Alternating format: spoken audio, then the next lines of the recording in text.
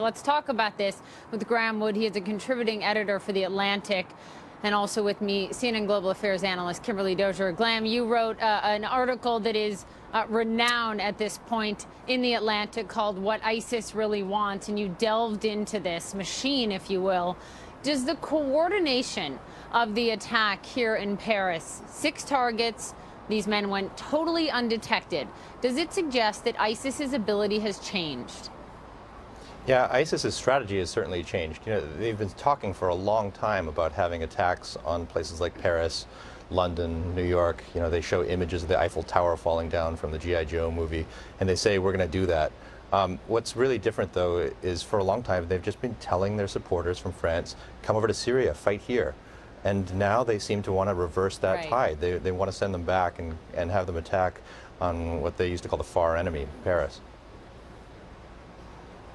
You know, what we've heard so much about is the fact that this response has to be global. It has to be coordinated, not just the United States and its Western allies. You need to have Turkey. You need to have Saudi Arabia. You need to have the Middle East really invested in this. And Kim, I know the Assistant Attorney General, John Carlin, said to you more than 20 countries, including Turkey, had toughened their laws, taking legal action against these suspected militants. But then today, we see 3 men arrested in Turkey. One of them potentially was the one who was here in Paris scouting out the sites for them to terrorize last Friday night. How would you rate Turkey's ability to deal with these guys?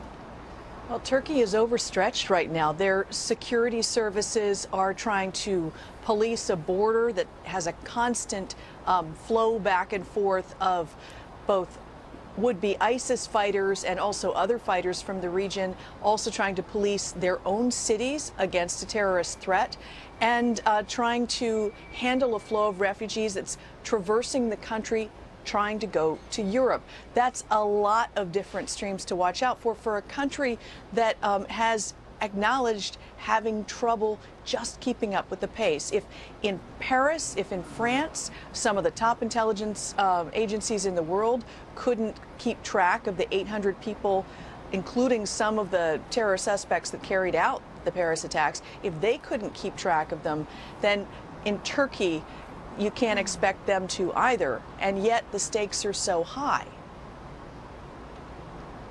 Absolutely. Graeme, you write in your article that our failure to appreciate the essential differences between ISIS and Al-Qaeda has led to dangerous decisions. In light of what has unfolded in the last 7 days here, what do you mean by that? Well, in some ways, the differences between Al-Qaeda and ISIS seem to be a bit smaller now. ISIS used to tell Al-Qaeda when in the jihadist forums, they used to say, your strategy's a bad one. What has it gotten you? You were invaded in Afghanistan, you lost your territory. Now it looks like ISIS, if it really did sanction these attacks and plan them and provision them from the very top, then maybe it's changed its mind. Maybe it's decided that holding territory is something that's not its only goal, and that it wants to have a much stronger emphasis on these other attacks that it really just gave lip service for before, which is attacks on Western targets, and spectacular attacks at that. Poppy, if I could jump in on that. I think that's a great and very, absolutely, Kimberly. I was just saying, I think it's a very important point because, we heard the president say, President Obama just over a week ago, ISIS is contained. What he meant was on the battlefield in Iraq and Syria. And Kimberly, it's much broader than that now. Well, they seem to have adopted this franchising method that is wildly successful, probably more successful than they expected. They're copying an old terrorist tactic. In Egypt back in the early 90s, the Islamic Jihad learned to survive against the Egyptian secret police by giving all of its different cells greater autonomy, saying, here's the overall plan, you've got the skills, go forth. And so ISIS is doing that on a much grander scale, telling these various different branches, sign up with us, you know what we want to bring about, but you know your territory, and you can probably better find people in your area to carry out these things. The scary thing would be when they get skilled people like that in place in somewhere like the United States. At this point, they've only had the kind of one-off attacks that are fairly amateurish. that's the part that scares me, when they manage to get the right personnel in place in Washington, D.C. At this point, it doesn't seem like they've managed that. Right. Yeah, and I would add to that. If they manage to do exactly what they did here in Paris. Yeah, go ahead, Graeme.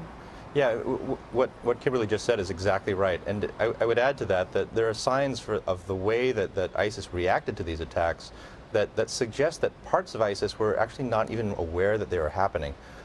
Things like the way that they were avowed, the way that the propaganda machine was kicked into gear in a really hasty way, that suggests that, yes, that the organization has a significant amount of autonomy at its periphery. So we might not actually be seeing entirely a shift in strategy toward this kind of spectacular attack, but actually the kind of atomization of the group into many cells that could act autonomously. It's a scary reality. Graeme Wood, Kimberly Dozier, thank you.